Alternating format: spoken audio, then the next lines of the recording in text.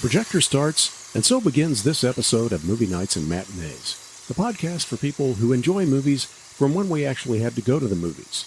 I'm your host, Bill Groves, and this is episode 14, Raising Hares for Fun and Profit, in which my guest and I will do our best to remain calm while talking about movie scenes that are anything but. So get comfortable, make sure your drink has a lid, hold on tight, and maybe ponder the question, how tall is King Kong?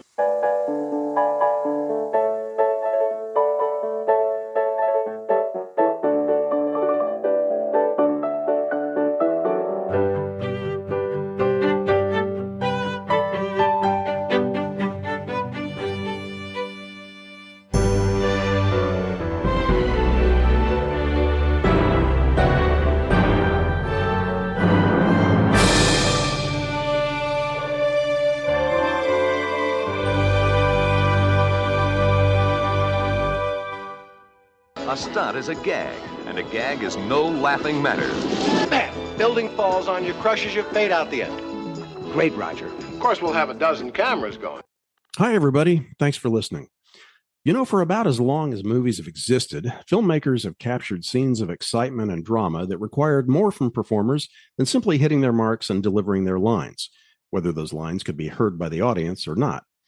Even the actor who played the panicked passenger in the Great Train Robbery had to muster up a little something special. As movie productions grew in scope, the action scenes grew accordingly, giving birth to a class of performer known as the stuntman, though women were called upon to risk life and limb just as readily as their male counterparts.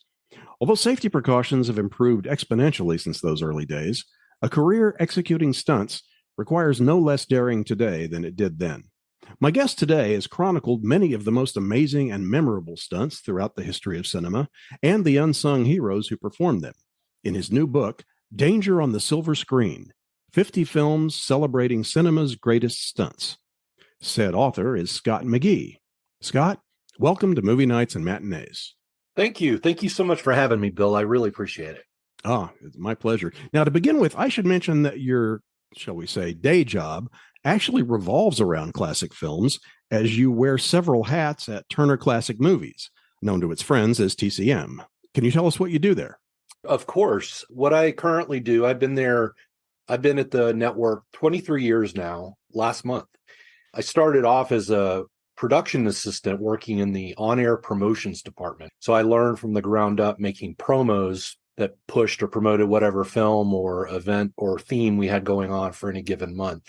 I was also one of the ones responsible for creating the TCM In Memoriam, which is the year-end parade of the recently deceased over the past year. So I had a hand in doing that. Created a franchise for children to introduce classic movies to children called Essentials Junior. That ran for 7 or 8 years. So I created and produced all of that. Then eventually found my way to helping Charlie Tabish, the head of programming at TCM, put together the very first TCM Classic Film Festival. So when I started helping him program the festival, that turned into more work that I was doing for Charlie. And so I eventually started working under him, under programming. And when Filmstruck was created in 2017, I think, 2016, I was put in charge of the original productions wing of Filmstruck to create interstitials and short videos that we would have provided on Filmstruck. When Filmstruck was killed by AT&T, I was then put in charge of the originals for TCM. And so that's currently what I do. I oversee the original programming of interstitials that run in between the movies, usually little, you'd call them mini documentaries, Star of the Month pieces. Just last month, we did something on disability in cinema. And so we talked to a Hollywood actress who is hearing impaired. And we talked to a film critic and another writer about, the depiction of disabled in cinema. And then I also still continue to help program the festival, as well as produce live events for that. And I program the TCM cruise. So it's a lot. But it's my life's work, aside from my children. Yeah, it sounds like a nice variety. So aside from being something that you obviously love, the fact that you get to do so many variants of it has to be rewarding. Yeah, it's hard to pin down exactly what I do, but I kind of like it that way. All right. So how did you come to decide to write this book about stunt work? It really began in 1981. I saw this film in the summer of 81, and that fueled, I think, my obsession and my, well, I wouldn't call it an obsession, but my enthusiasm for stunts in the movies. And that was Raiders of the Lost Ark. It is protected by forces beyond imagination. It is desired above all treasures on earth by those who are good, trust me, and those who are evil. I'll tell you everything. Yes, I know you will. Raiders of the Lost Ark. And that began, so it just sort of planted a seed that really came to fruition when I was in graduate school at Emory University. I wrote a paper on how the stunt work of the films of Buster Keaton, Harold Lloyd, and Douglas Fairbanks Sr., their films in the 1920s, how it reflected the so-called age of ballyhoo during the Jazz Age, where you would see so many people doing crazy things like scaling buildings and balancing on top of chairs on top of a skyscraper or wing walking on airplanes, stuff like that. Well, then when I started at TCM in July of 2000, a few years after that, it was the winter of 2002. I had a chance to pitch an idea for a programming theme on TCM, and it was stuntmen in the movies, a tribute to stunt people. And as part of that, I got to tag along with a production, an original production, which I'm now overseeing 20 years later, to interview several of these legendary Hollywood stuntmen. And so I spent 3 days with people, some of whom contributed mightily to the book in terms of the interviews I did with them and just their time that they shared with me over the years since then. But that ability to meet these guys in February 2002, that really planted the seed. And it eventually grew into me starting to do research. I didn't even know I was going to do a book. I just wanted to learn more. And so I started compiling research about 10 years ago, and it has grown to 2 cabinets of paper as well as untold gigabytes of data that I've collected over the years from the Academy Library, UCLA, and my own extensive note. So that was the genesis of it. I decided to stop. I should put down my research pencil for a minute and actually do something with the research. And so in November of 2019, I finally submitted a book proposal to what I thought would be low-hanging fruit, TCM. I pitched it to my own work, and they were under no obligation to say yes to it.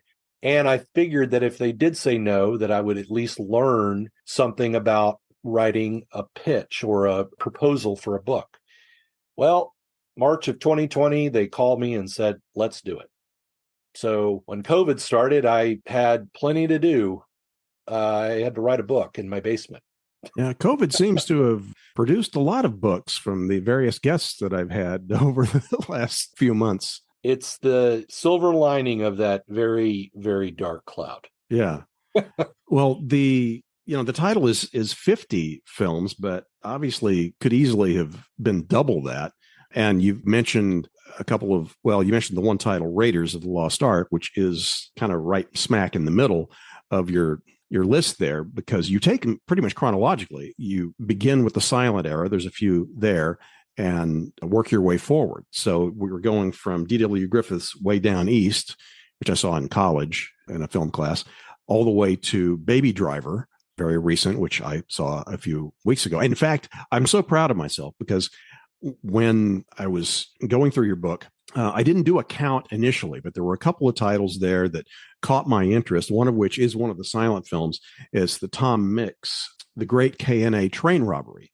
Now, I, being pretty well versed in silent film, I, of course, knew who Tom Mix was. I had general knowledge of him, but I hadn't really seen one of his films. I tried to watch one a while back on YouTube, but his character was such a jackass, I couldn't stay with it. But in this one, I went back and thought, okay, I'm going to watch it. And I watched it and it was fun. And it was in your book that I learned about his reputation for doing so many dangerous stunts of his own. I mean, you referenced Buster Keaton, which is huge. I'm a huge Keaton fan. My first interview ever for research, not for publication, was Eleanor Keaton, his widow. Oh, wow. Fantastic. But yeah. And well, this might be more appropriate to talk about elsewhere. But of course, the one that you reference in there is Steamboat Bill Jr., the famous one of the house falling forward. The one, though, and quite frankly, when I think of amazing stunts, I have no reason why this should be the one that sticks in my mind, but it does. It's the scene in Cops where he runs out of an alley as the police are chasing him. A car drives by. He grabs onto the car and is carried away. His body goes horizontal. Mm-hmm. And that has always fascinated me. I thought, okay, did he have some sort of a brace with a hook or something like that? Because how do you do that without completely dislocating your shoulder, your arm? And my understanding from having read a bit about it is that it was a little bit undercranked, but still, there's no fooling the fact that he went horizontal, which means there is enough force there that it blows my mind, that particular stunt. I don't think it was undercranked. Although I could take a look at it, but regardless of whether or not it was undercranked, what you're seeing is Buster Keaton in his prime. And what you're seeing is the perfect symbiosis of Buster Keaton as a vaudeville performer live on stage and Buster Keaton, the filmmaker. And so when he comes out of that alley, which, by the way, is now called, it's been recognized by the city of Los Angeles, because not only did Keaton make films in that one little alley, but so did Harold Lloyd and Charlie Chaplin. And so through the efforts of several Keaton fans, including John Bingston, who's written several books on silent film, there's a plaque right there at that intersection. But anyway, what makes that scene so incredible, that feat, is Keaton's inherent, just his almost microcosmic awareness of where his body is in relation to space. And he learned this, I think, in vaudeville, because in vaudeville, as a person who is trying to get laughs and not get hurt, he learned the art of just navigating the real world in a way that you and I can't. I don't know how to explain it other than I have this theory that people born in the 19th century and who came of age in the early 20th century in entertainment, particularly, I think they might have been superhuman. Because when you look at people like Keaton or Will Rogers, there's a 1922 film came out the same year as Cops called The Ropin' Fool, right? ROPIN apostrophe. And Will Rogers does things with a lariat that defies belief. W.C. Fields, you watch him juggle. And that's another thing. You don't know how this man who isn't athletic, but yet he has the grace of a ballerina. And that's what Keaton had. He had a grace that you cannot replicate unless you spend your entire life learning how to take a fall and learning how to maneuver your body with a half second where you have to match the momentum of the car driving by so that it doesn't yank your arm out, and you position your body weight in such a way that it meets the trajectory of the car. And so when the car grabs him and lifts him up horizontally, there's very little force. I think he has found a way to just sort of carry himself forward along with the car. And he does that from a standing position. That is what's so incredible about Keaton. And I maintain that if there's ever a biopic about Keaton, and I think I heard one being made with Rami Malek, who actually is pretty good casting. Some of these things they would have to do with CGI, because I don't think there's anybody around that could do this, the kind of stuff that Keaton did and make it look so effortless. Right. Well, Donald O'Connor, I mean, he gave it his best shot, but man, was that a bad movie. Yeah, I actually wrote a treatment for one. In fact, I mentioned my interview with Eleanor Keaton. I was writing a treatment that I envisioned as a 3-part miniseries, the dramatic equivalent of Kevin Brownlow's documentary, essentially, in 3 parts. I wasn't able to get anybody interested in that, but the guy who I would have liked to have seen play was William Fichtner. Oh, interesting. Because I first saw him on the show Grace Under Fire, and his body language in that character was very Keaton-esque. And I actually accidentally met him when I was working at Warner Brothers, and I asked him, "Are you a Buster Keaton fan by chance?" And he said, "No, I actually haven't seen any of his films." And I told him what I just told you about his character. And he said, "It's funny because the director on Grace Under Fire told me the same thing." Oh, wow. Interesting. But anyway, back to your book. Now, it's part of what's called the TCM Library, which is a really impressive collection of books on different movie topics. Now, how did you go about selecting the titles? Because for one thing, you didn't include, I think you mentioned them here and there, cliffhanger serials, and you talk about some of the stuntmen who were in those.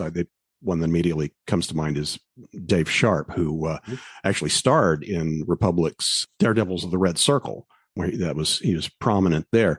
Others like Tom Steele, things like that. But you didn't include serials, and oddly enough, there aren't any Tarzan films either. I mean, is there any particular reason for that, or they just simply didn't make the cut?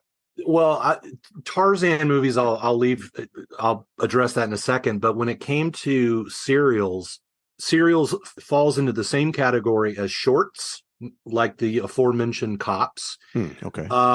As well as any other thing like TV movies or TV shows. Right. There are lots of areas where stunt performers have really excelled and have brought the level of being able to express yourself in action really to a new level. And it wasn't done any better than in those serials that you just mentioned. So I made a conscious effort, though, not to include them in the book, because I wanted this to be about feature films. I wanted to use the feature films as the apparatus to kind of tell us a history of how stunts have evolved in usage by feature filmmakers. You can't, though, tell the story like I told without mentioning the serials, because so many of those serials were a direct influence on the filmmakers that made the features, such as Steven Spielberg and George Lucas with Raiders. Right. So, yeah, I did address that in the forward and how I couldn't include everything, which includes the Tarzan movies. There is some great stunt work in Tarzan. In fact, Tarzan was a touchstone for me when I was a kid. I mean, it's really one of the classic films that got me into black and white movies to begin with. So I have a great affection for Tarzan. And when I say Tarzan, I mean mostly Johnny Weissmuller. But I didn't really think of that I didn't really cover it as a stunt person, because, or I should say as a stunt writer, because a lot of the work in there was, how should I put this? I don't want to slide it in a way, but the action was a lot more formulaic. So whenever you saw Tarzan swinging through the jungle, it was always on a trapeze. And sometimes it was the same shot used over and over again. Yeah. And the same thing with diving or swimming. You had professional divers and professional swimmers doing this work. True. Now, that doesn't mean they weren't necessarily stuntmen. They very well could have been. But just in terms of how the action, how it related to the movie and to the overall character, I didn't think it was quite as strong as some of the other films, particularly some of the other films that I could have talked about and did talk about in that era of Hollywood, particularly from the late 20s into the early 40s. Yeah, I can see that. Now, as I mentioned, the 50 films are treated more or less chronologically, but you group some, so you get out of that a little bit. For instance, in the same chapter, you cover the William Wellman silent picture Wings with the Howard Hughes Hell's Angels. When Hell's Angels opened in 1930, it was acclaimed as one of the greatest films in the history of motion pictures up to that time, and no wonder. It took 2.5 years to shoot, cost $4 million, equivalent today to over 20 million, used 87 planes and 137 pilots in aerial combat so real it took the lives of 3 pilots. but they had similar aerial stunt work and, thematically, story-wise, they're very similar as well. And then later on, you group some James Bond movies together, Bourne movies, a couple of Matrix films, that sort of thing. Oh, and I don't think I finished telling you. When I got your book, I'd seen all, but I think 4 of the pictures in there. And I mentioned K&A Trent Robbery. I mentioned Baby Driver. The target is an armored truck at Perimeter Trust in Dunwoody, 10 a.m. sharp. We have the details of the route because someone at the depot has a nasal problem. The bank itself is right near the Buford Highway, so we should be able to hit the ramp within 60 seconds of getting out. We also have a diversion crew. They're going to blow up a bread truck a ways away, keep the fuzz busy. The dress code is the Michael Myers Halloween mask, but don't all buy your mask at the same time. It looks suspicious. The switch car is ready, but you want me to hit the long stay parking structure at Hartsfield Jackson to get a heist vehicle that stays colder longer? Boost a commuter car, a family car, something that blends in well with morning traffic. Something on the heavy side, in case we need to ram the cops off the road. Escalade, Yukon, Avalanche, whatever. It needs to be ready for an 8:30 start in the AM. Questions? Well, then at some point I came back and I looked at the titles and, okay, wait a minute. There's only 2 now in the entire list that I have not seen. Well, I'm a collector by nature, and so, a completist at heart. So, okay, got to see them now. So the 2 remaining ones, one was Dirty Mary, Crazy Larry. So I ordered that DVD, got that. And then the other one was Atomic Blonde, which I had completely flown under my radar. I was not familiar with that at all. So I added that to my Vudu library. So now I can say that I've seen all of the movies that you spotlighted in there. Now, not all the ones you reference in one of the things you do in there, pretty much at the end of every chapter, there's a little sidebar piece that talks about another film or a specific performer aside from what's just been covered. So there's plenty in there that I haven't seen, but I consider that quite an accomplishment. Well, that was the result of me wanting to have my cake and eat it too.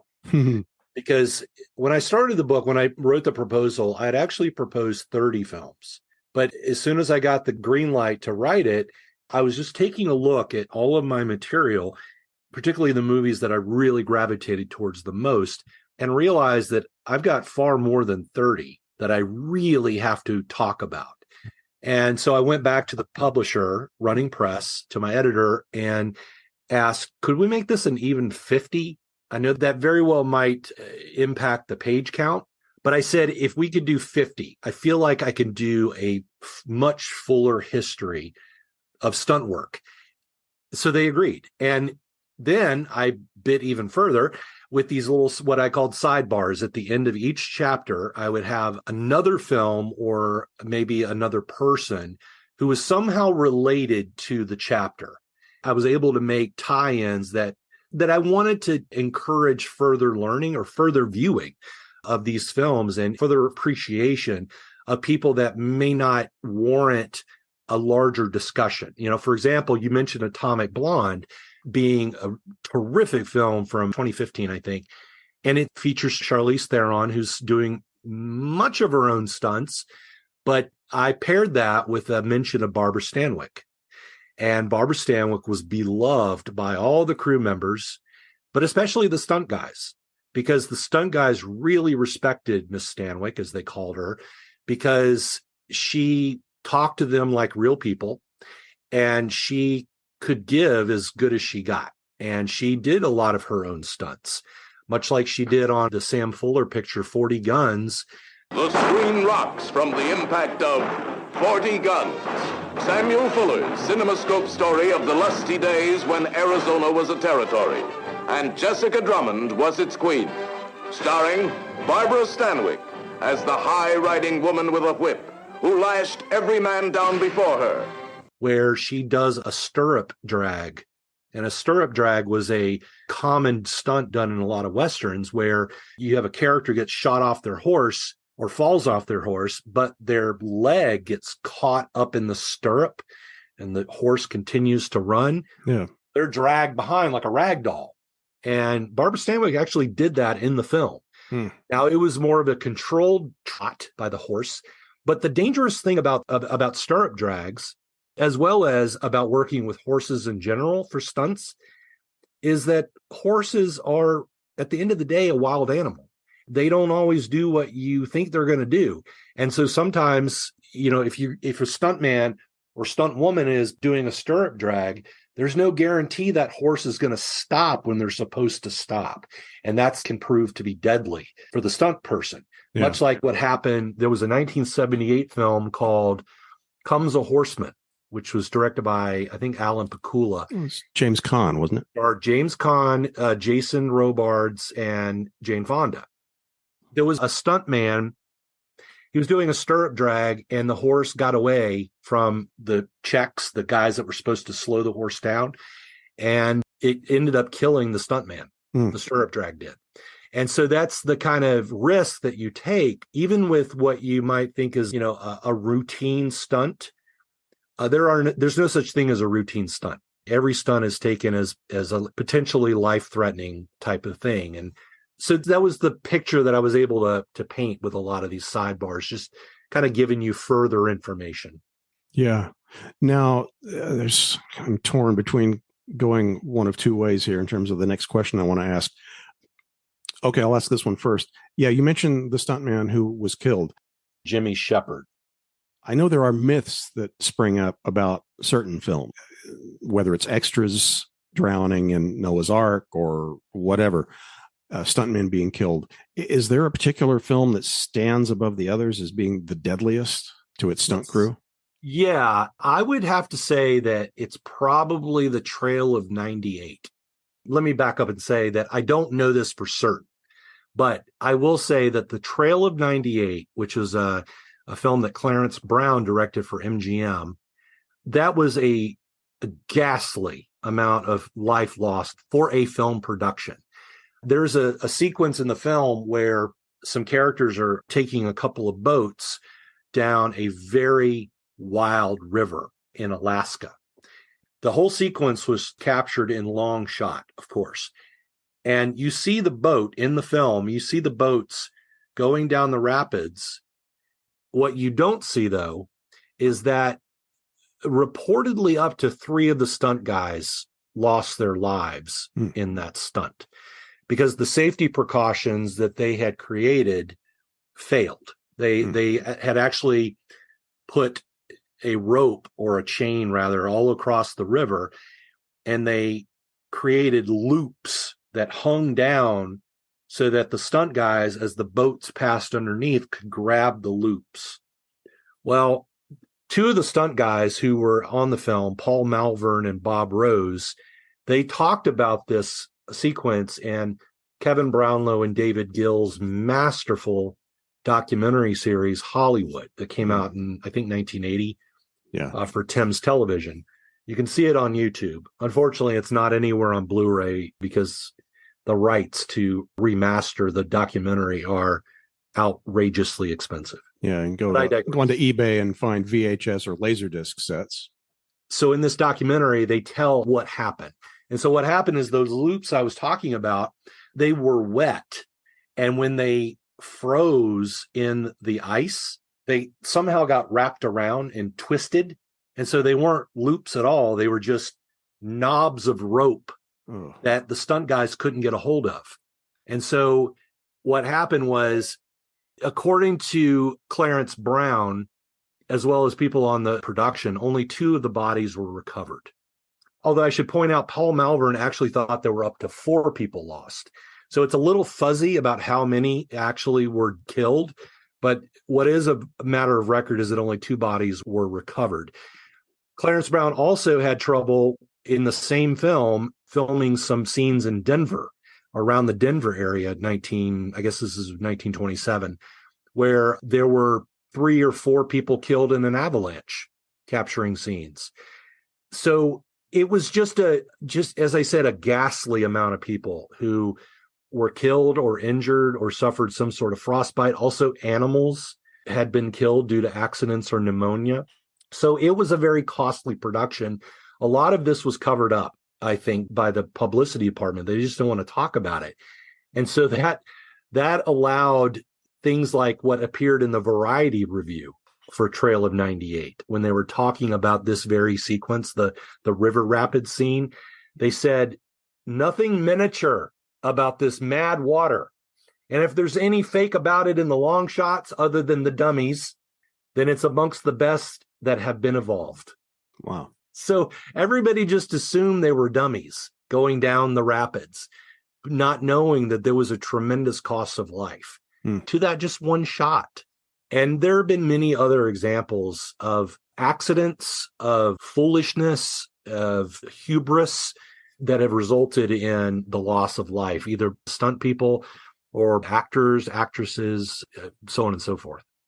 Wow. Now, the one you just mentioned, the rapids, that's a bit different from what I think of when I'm trying to, in my mind, categorize the various types of stunts there are, because there are specialties in there, and you cover a number of them in the book. What are kind of the major categories, and how much overlap is there among stuntmen in terms of dovetailing from one into another? I will say that in the early days, the teens and the 20s, stuntmen and a few women, but there was mostly stuntmen, were required to be jacks of all trades. They were required to be able to know everything about stunt work. You needed to turn a car over, I'm your man. You need to do a stirrup drag, I'm your guy. Possibly not flying planes. That was one of the rare things in the 20s that were very specialized by the stunt pilots. But conversely, the stunt pilots also were used to doing stunts on the ground. So they had to pitch in whenever possible.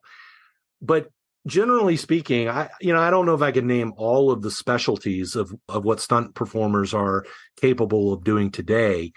But throughout the classic Hollywood period, you had people who specialized in vehicular stunts, fire stunts, anything having to do with animals, boats, trains, horses were very specialized.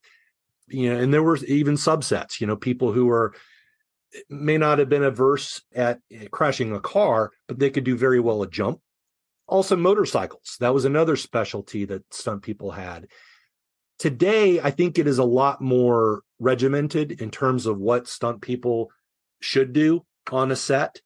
I think this might be why there are so many stunt performers now, because you have this need for so many background stunt players that can perform any number of things, whether it's fighting or high falls or vehicular stunts.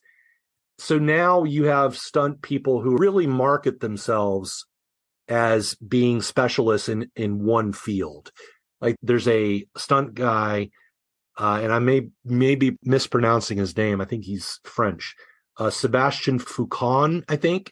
He was the guy that was a stunt performer on 2006's Casino Royale, where the beginning of the film has James Bond in a foot race throughout a construction site. And so you have the guy that he's pursuing doing what is known as parkour, jumping from ledge to ledge and just making it seem so fluid and almost like a dance. Well, Sebastian Foucan was a parkour artist. And so he was called upon to do these stunts because he had this specialty. And I think a lot of the stunt community today, they specialize in a handful of things. But there are still people out there that are specialists in a number of different things. But I think it's probably a lot more consistent, if you have a specialty. Yeah. Well, you mentioned the demand, and that's another question with the rise of CGI. I mean, I know there's also been a concurrent rise in just the outlets. I mean, all the streaming services and producing their own content and things. So I'm wondering, what the balance is, how much the CGI capabilities have impacted the demand for stunts. I think CGI has been a challenge to the stunt community, not necessarily in getting jobs, but in demonstrating that to the audience that stunts are best performed by stunt people and not by a digital creation. CGI, though, has been a great help to the stunt community because it allows them to perform under circumstances that are a lot safer and that allow the filmmakers to bring to the screen something that they couldn't do without CGI. Right. So, and I immediately think of getting back to Casino Royale. In your book, you talk about that opening scene there where they're doing some jumps, from crane to crane, and the CGI allowed the safety wires to be visually removed. So I guess, yeah, that's a good point. Absolutely. CGI, though, depending on what the stunt is, cannot erase all of the risk. One of the films I talk about in the book is Death Proof, Quentin Tarantino's film. And I cover how stunt woman and actress Zoe Bell in the film playing herself. And I won't bother with an explanation on why she's on the hood of a car. But she's on the hood of a car, and it's being done for fun. Her friend is a stunt driver who's navigating the car, and they run afoul of a bad guy played by Kurt Russell named Stuntman Mike in the film. Stuntman Mike is a serial killer who uses his car as a weapon to kill women. Well, Pam, which way are you going? Left or right? Right. Right. Ah, that's too bad. Why? Well, because there was a 50-50 shot on whether you'd be going left or right. But since you're going the other way, I'm afraid you're going to have to start getting scared immediately. And so he tries to take out these three women, particularly Zoe Bell, in the hood of a car. And so as the two cars, each piloted by stunt people, is rocketing down these small highways, the stunt driver doubling Kurt Russell as Stuntman Mike is a guy named Buddy Joe Hooker. And Buddy Joe is hitting the car, the hero car, as hard as he can. And it's causing Zoe Bell, who's on the hood of the car, to just slide all over the place, threatening to spill over into the asphalt. And what you don't see, of course, is that Zoe Bell is tethered with a safety wire that is fed to a stuntman who's in the back seat of the car, acting as a belay for Zoe to either go a little bit further out over the hood of the car or maybe closer to the windshield. And while that does present the illusion that she's, sliding all around and could fall at any minute, it does not erase the risk, because at any time, either driver of the cars could have made a mistake, and it could have resulted in the car turning over. And Zoe Bell would not have, she would not have walked away from that if it had there been an accident. So it's that kind of action that stunt people can do with CGI, but I personally don't see how CGI is going to completely replace stunt people. Yeah. And I go back to the analogy that certainly didn't originate with me, but the analogy is that stunt sequences, is very similar to dance in film, in the way that sometimes the narrative could just stop to watch this amazing stunt. Think of Tom Cruise in Dead Reckoning, the Mission Impossible Dead Reckoning that's now in theaters. When he soars off that mountain, it stops the narrative because you just want to watch this happen. So stunt people being real life flesh and blood that moviegoers want to see. Death Proof was a good example of that, because people don't want to see CGI. They want to see real life flesh and blood.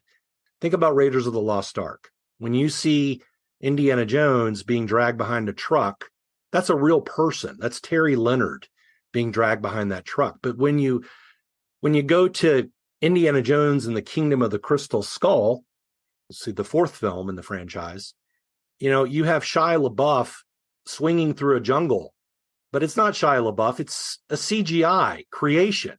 So there's no danger. There's no risk involved. And so it takes the viewer out of the narrative. So if CGI can really be a help to stunt people and to filmmakers in creating these sequences, but it has to be used in the right way. Yeah.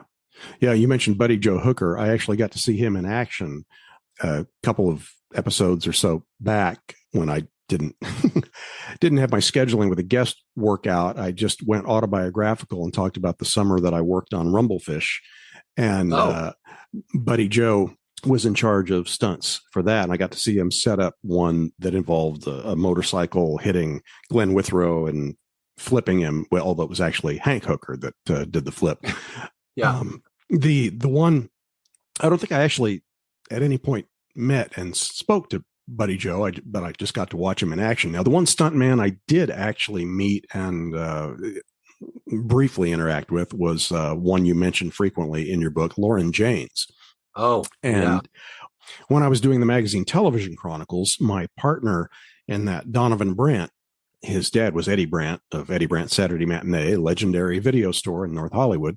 Wow. And over at their house once in a while, they would have a screening of an old film and invite friends over. And I attended one of those, and Lauren Janes was over there, and he had brought a couple of reels of film, one of which was it was like a demo reel.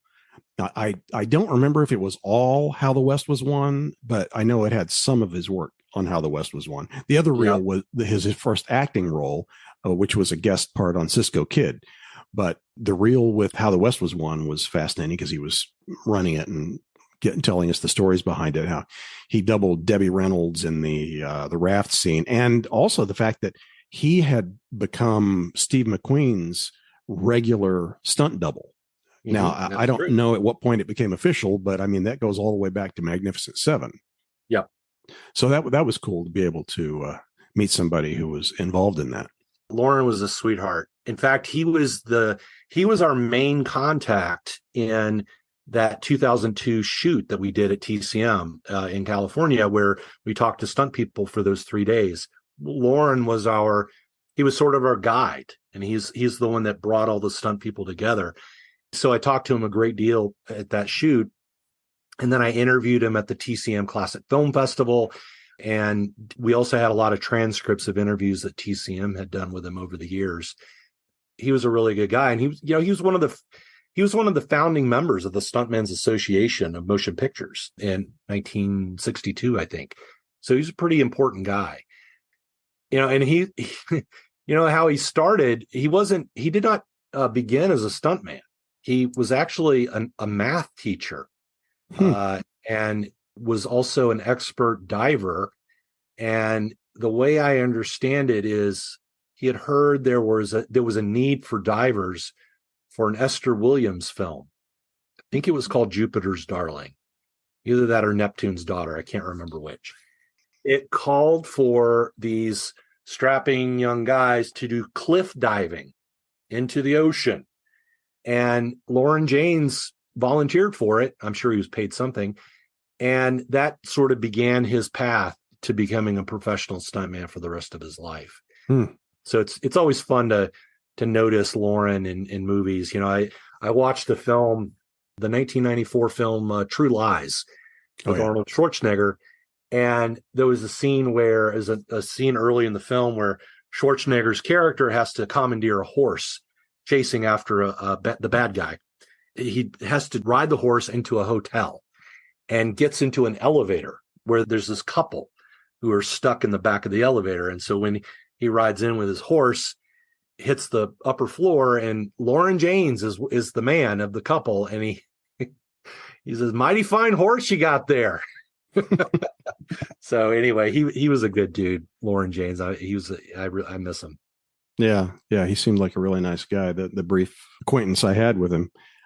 So when you were doing your research on this, did you already have a familiarity with the vast majority of these films, or once you set your scope of what you wanted to cover, did you run across any that you weren't familiar with before? Did you have any, eureka experiences along the way? Well, yeah. I mean, in terms of films that I had never considered as being important or being noteworthy about the story of stunts in the movies, there's a 1966 film called The Sand Pebbles, directed by Robert Wise. Steve McQueen, Richard Attenborough. And it was shot and set in Hong Kong. And in talking with a stuntman named Jeff Amata, who is a stunt coordinator and fight coordinator, he worked on the Jason Bourne films, for example. He told me in my interview with him that he had worked with the action director and coordinator Yuen Woo Ping who created scenes for The Matrix and for Crouching Tiger, Hidden Dragon. He was kind of revolutionized the wire work that you see quite often in Matrix and in Crouching Tiger. Well, while Jeff Amata was working with Master Wu Ping, he had learned that Wu Ping actually was present on the production of the Sand Pebbles. And so he had learned a lot of the tricks of Hollywood stuntmen from Lauren James, who was one of the stunt guys on that picture. So I had learned that the Sand Pebbles was kind of a nexus event for how the American stunt trade kind of planted a seed in Hong Kong filmmakers. And what they did was they then took what they learned and expanded it in a way that Hollywood would later come back to and say, we want you guys to do that for us. And so that's why you had then Master Wu Ping coming over to Hollywood and making films. So there was like this circular relationship that really proves that cinema it's really a global art form. Yeah, and although Sand Pebbles isn't one of the spotlighted films in your book, I do remember you mentioning it in the narrative. I really haven't gone down the overall list. Well, I'm not going to do the entire list here. Obviously, that would be silly. But just to give kind of a more complete overview, in addition to some of the titles that have been mentioned so far, I mentioned the silent ones that you start with, and there's a couple of Douglas Fairbanks in there, Robin Hood and the Black Pirate, Harold Lloyd's Safety Last, one of the greats. Then we get into the talkies and Stagecoach, John Wayne. What fascinating stories there were in the life of the stagecoach, and in the lives of its courageous passengers who found romance in danger and understanding in strange companionships. From the adventures of these American frontier characters, John Ford has created a truly great motion picture, Stagecoach, a drama as forceful and as true as The Informer, and as gripping as The Hurricane. The Thing from Another World, How the West Was Won, we mentioned. The Great Escape, also Steve McQueen, of course. It's a mad, mad, mad, mad world. A couple of John Frankenheimer films, The Train, and then Ronin, which I tend to regard as the last great car chase movie. He was hired to lead a mission. This is what we're after. To recover a package. We need to take it intact from several men who will be intent on preventing us. Nice. My kind of job. That some are willing to die for. Relax, darling. Just a game. Guy goes for the case. Other guy's protecting the principal. Oh, they're good. And everyone is willing to kill for. I want $100,000. I want it up front. I want another $100,000 when you get the case. I mean, there were some impressive stunts in Baby Driver, but Ronin still is at the peak for me. And I loved that in your narrative, you mentioned Walter Hill's The Driver, because that's one that deserves more recognition than it gets, I think. And you also mentioned, I just rewatched Vanishing Point. There was a reference in there to Fear is the Key. Yep. Also Barry Newman, shortly after that, based on the Alistair MacLean novel. So just a lot of cool stuff in there. And I just want to say about the book, too, it's not the kind of reference book where if you pick it up, you read through it, you know everything about the subject. It's a tribute to these specific films. It gives you a good overview of the history. And the way I kind of felt about it was, this is a book you should have next to you. You're watching these films and either use it as, look at it and say, okay, here's a film I haven't seen. I'm going to watch it. And then come back and read the chapter about what all went into it. It's that kind of, it's a companion book. It really is. It's handsome, a lot of good illustrations, stills. It's just a really nice addition to anyone's cinema library. And it'll fill a gap that I don't think most people are going to have anything really about extensive stunt work in the average movie buff's library. So this one plugs that gap. Thank you, Tom. We could easily go on for another hour, but if we do that, I will not have time to edit this thing before it's due to come out. So I'm going to go ahead and wrap it up, and hopefully this has whetted everybody's appetite for your book, which will be available to purchase through a link, an Amazon link on the bookshelf page of the Movie Nights and Matinees website. So that being said, Let me come back to the question that I ask all my guests at the end, and that is, what is your most memorable movie-going experience? I would have to say there were two events that are very different from one another. One happened in my earlier days as a young man, and then the other one happened at the TCM Classic Film Festival. So I'll start with the first story.